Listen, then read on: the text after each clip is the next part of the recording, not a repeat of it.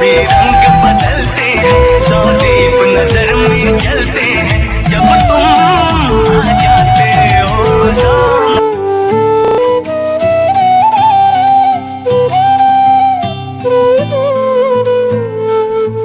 Chapter number 2 Pushpi पादपों में लैंगिक प्रजनन का सारा मोस्ट इंपोर्टेंट ऑब्जेक्टिव क्वेश्चन लाया हूं, जो आपके एग्जाम 2023 में के लिए बहुत ही इंपॉर्टेंट बनता है। तो प्लीज़ आप लोग इस वीडियो को अंत तक देखिए और सारा प्रश्न को अभी से ही याद कर लीजिए, अभी ही याद कर लीजिए सारा प्रश्न को। इस वीडियो में हम 60 से 70 प्रश्न बताएंगे इस अध्याय का, और सारा क्वेश्चन बहुत ही वीवीआई है। तो चलिए इस वीडियो को शुरू करते हैं। और इस चैनल पर पहली बार जो आए हैं, चैनल को सब्सक्राइब नहीं किए तो चैनल को सब्सक्राइब जरूर कर लें, जो रेड रंग का सब्सक्राइब लिखा हुआ है सब्सक्राइब जरूर कर लें, ठीक है, ताकि जब भी वीडियो बनाएंगे सबसे पहले आएगा आपके पास। तो चलिए आप वीडियो को स्टार्ट करते हैं। देखिए पहला प्रश्न क्या कह रहा है, करता है स्त्री दल चक्र यानी पुष्पों में बना है। स्त्री दल चक्र बना होता है अस्टिगमा, स्टाइल, ओवरी, उपयुक्त सभी। तो इसका ऑप्शन नंबर जो डी है उपयुक्त सभी इसका राइट आंसर हो जाएगा। चलिए दूसरा नंबर प्रश्न कर रहा है, पादपों में एम्फीबियन या उभयस्थानी किससे संबंधित है? तो यह ब्रायोफाइट से संबंधित है। ऑप्शन नंबर बी ब्रायोफाइट्स, याद कर लीजिए ब्रायोफाइट्स। चलिए अगला प्रश्न की ओर बढ़ते हैं और तीसरा नंबर प्रश्न कर रहा है, भ्रूण पोष वाले बीजों को क्या कहा जाता है? बहुत इंपॉर्टेंट क्वेश्चन है। भ्रूण पोष वाले बीजों को क्या कहा जाता है? एंडोस्पर्मिक, ऑप्शन नंबर डी, ठीक है, एंडोस्पर्मिक। 4 नंबर प्रश्न है, निम्नांकित में कौन जलीय जंगली घास है? ट्रापा, हाइड्रिला, जलकुंभी और बी और सी दोनों। तो देखिए हाइड्रिला और जलकुंभी दोनों है, यानी ऑप्शन नंबर डी हो जाएगा, बी और सी दोनों, ऑप्शन नंबर डी। चलिए 5वां नंबर प्रश्न है, वायु प्रागन किसमें नहीं होता है? वायु प्रागन किसमें नहीं होता है? सेल्विया में, ऑप्शन नंबर डी सेल्विया। 6ठा नंबर है, निम्नांकित में से किस पौधे में स्वपरागन होता है?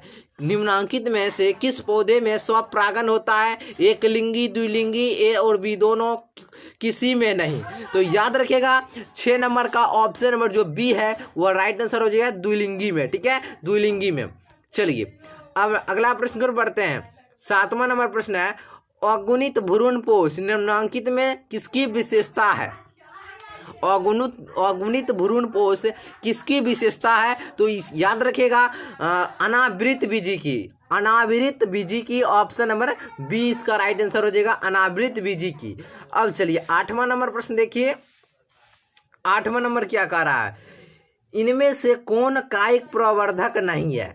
इनमें से कौन कायिक प्रवर्धक नहीं है? तो 8वां का ऑप्शन नंबर जो डी है चल बीजाणु इसका राइट आंसर हो जाएगा, चल बीजाणु, ऑप्शन नंबर डी। चलिए अगला प्रश्न पर बढ़ते हैं और अगला प्रश्न देखिए अब क्या कहता है। 9 नंबर है, इनमें से कौन सा फल कूट फल यानी कूट फल कौन है? जो सेब है, ऑप्शन नंबर जो डी है आपका सेब, यह राइट आंसर हो जाएगा, यह कूट फल है, ऑप्शन नंबर डी।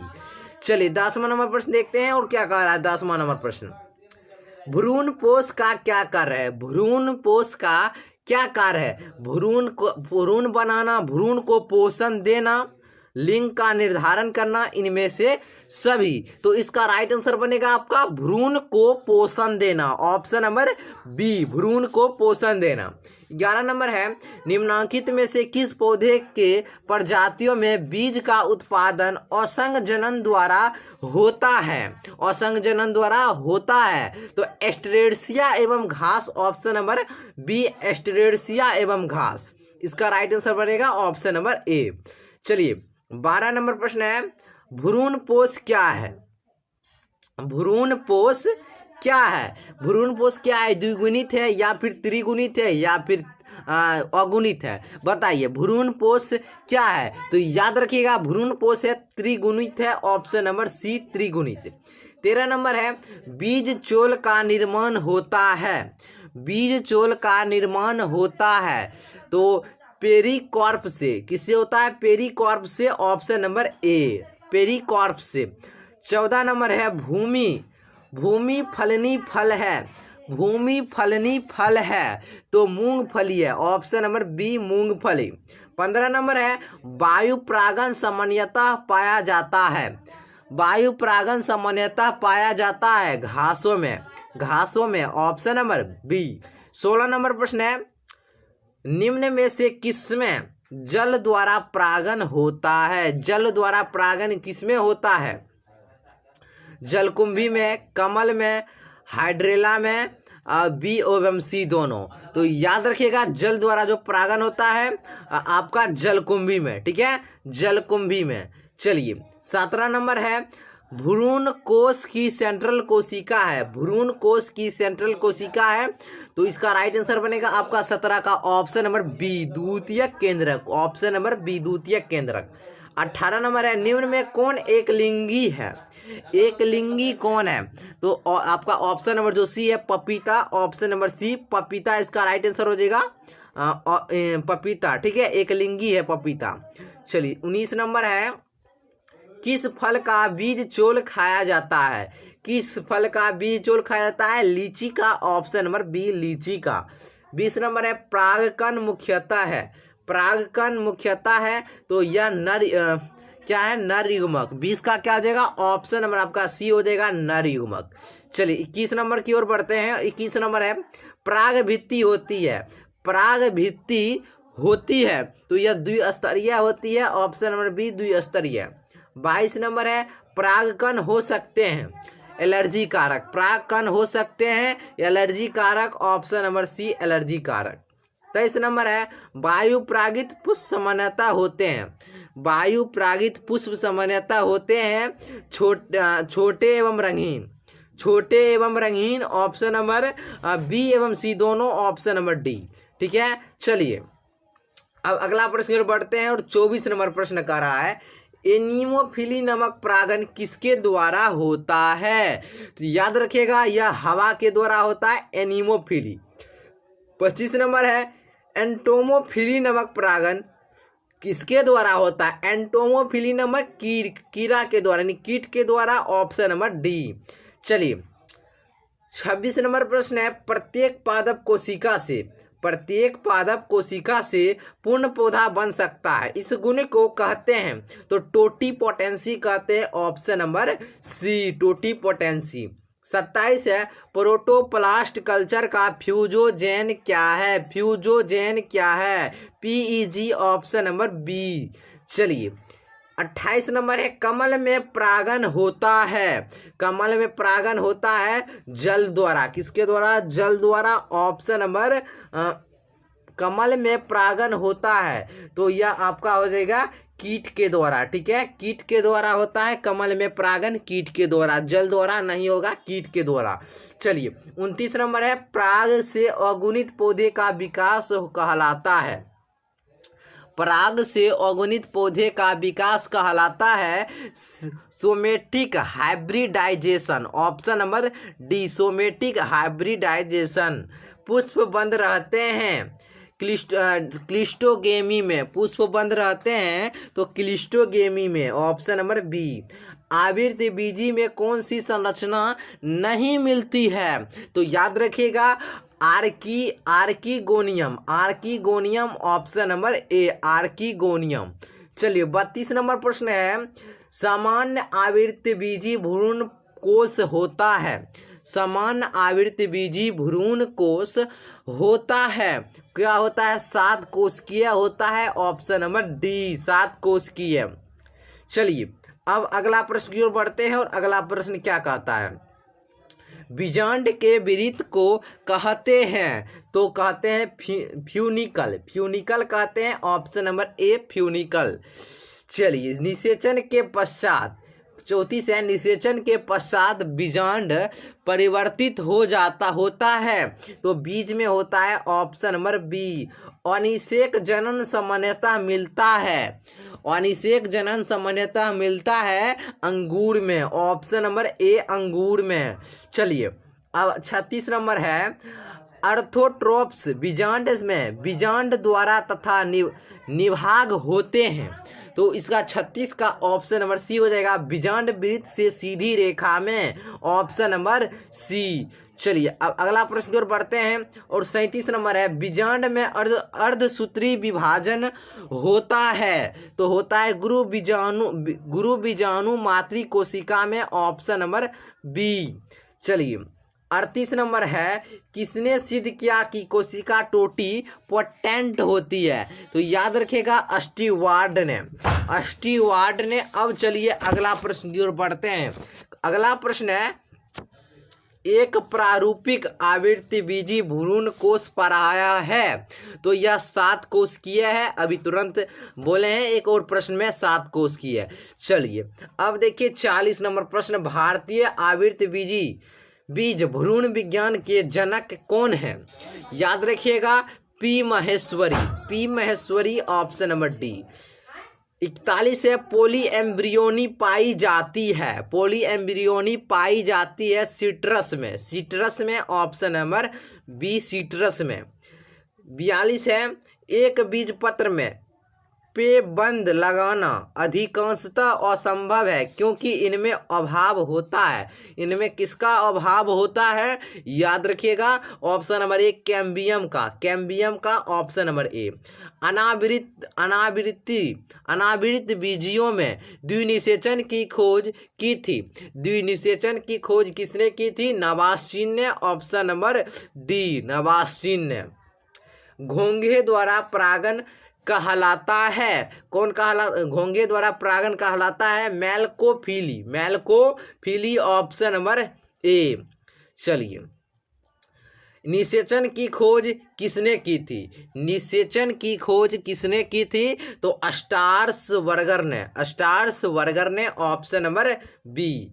चलिए 46 नंबर प्रश्न है, जब एक भ्रूण कोष में भ्रूण की संख्या 1 से अधिक होती है तब उस स्थिति को कहते हैं, तब उस स्थिति को क्या कहते हैं? पोलो एम्ब्रियोनी कहते हैं, ऑप्शन नंबर डी पोलो एम्ब्रियोनी। 47 है, प्राग नलिका का बीजांड द्वार से बीजांड का में प्रवेश कहलाता है, क्या कहलाता है? तो याद रखिए porogamy, porogamy option number A porogamy. ठीक है, अब है अगला प्रश्न, अलग अलग समय पर नर तथा मादा जनन अंगों की परिपक्वता क्या कहलाती है? क्या कहलाती है? याद रखिएगा यह आपका डाइकोगेमी कहलाती है, डाइकोगेमी।